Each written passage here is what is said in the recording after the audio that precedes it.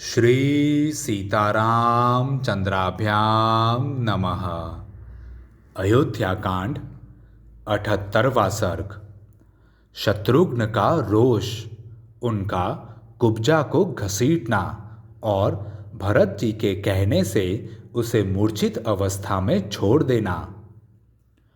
13वें दिन का कार्य पूर्ण करके श्री रामचंद्र जी के पास जाने का विचार करते हुए शोक संतप्त भरत से लक्ष्मण के छोटे भाई शत्रुघ्न ने इस प्रकार कहा।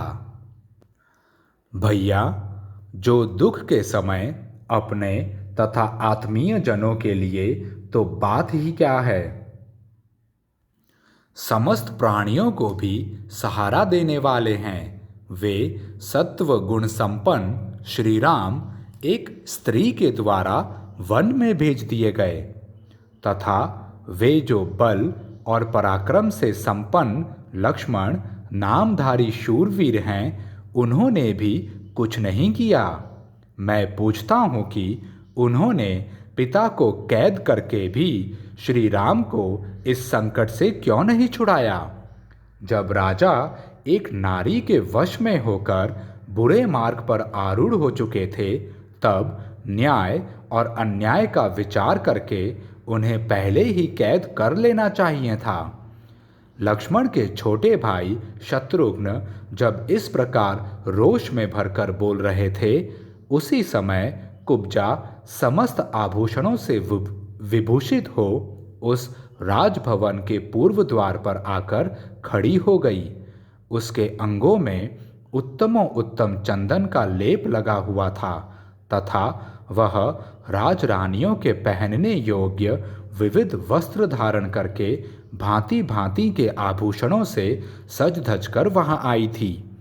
करधनी की विचित्र लड़ियों तथा अन्य बहुसंख्यक सुंदर अलंकारों से अलंकृत हो वह बहुत सी रस्सियों में बंधी हुई वानरी के समान जान पड़ती थी। वही सारी बुराइयों की जड़ थी। वही श्री राम के वनवास रूपी पाप का मूल कारण थी। उस पर दृष्टि पड़ते ही द्वारपाल ने उसे पकड़ लिया और बड़ी निर्दयता के साथ घसीट लाकर शत्रुघ्न के हाथ में देते हुए कहा, राजकुमार, जिसके कारण श्री राम को वन में निवास करना पड़ा है और आप लोगों के पिता ने शरीर का परित्याग किया है, वह क्रूर कर्म करने वाली पापिनी यही है। आप इसके साथ जैसा बर्ताव उचित समझें करें। द्वारपाल की बात पर विचार करके शत्रुघ्न का दुख और बढ़ गया। उन्होंने अपने कर्तव्य का निश्चय किया और अंतःपुर में रहने वाले सब लोगों को सुनाकर इस प्रकार कहा, इस पापिनी ने मेरे भाइयों तथा पिता को जैसा दुस्सह दुख पहुंचाया है, अपने उस क्रूर कर्म का वैसा ही फल यह भी भोगे।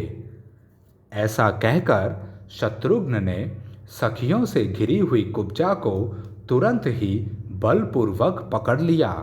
वह डर के मारे ऐसा चीखने चिल्लाने लगी कि वह सारा महल गूंज उठा। फिर तो उसकी सारी सखियां अत्यंत संतप्त हो उठीं और शत्रुघ्न को कुपित जानकर सब और भाग चलीं।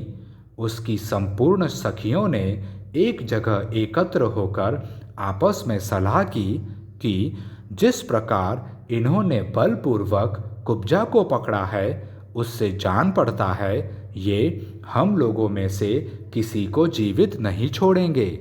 अतः हम लोग परम दयालु, उदार, धर्मज्ञ और यशस्विनी महारानी कौशल्या की शरण में चलें।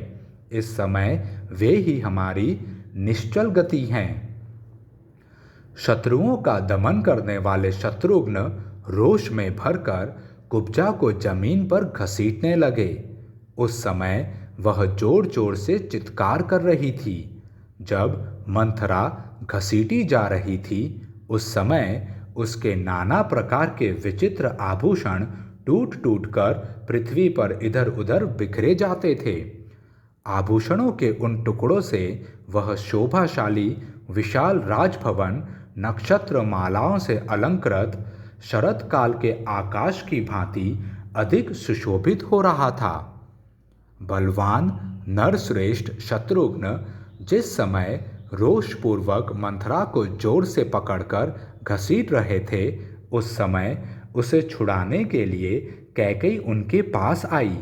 तब उन्होंने उसे धिक्कारते हुए उसके प्रति बड़ी कठोर बातें कही, उसे रोषपूर्वक फटकारा। शत्रुघ्न के वे कठोर वचन बड़े ही दुखदायी थे।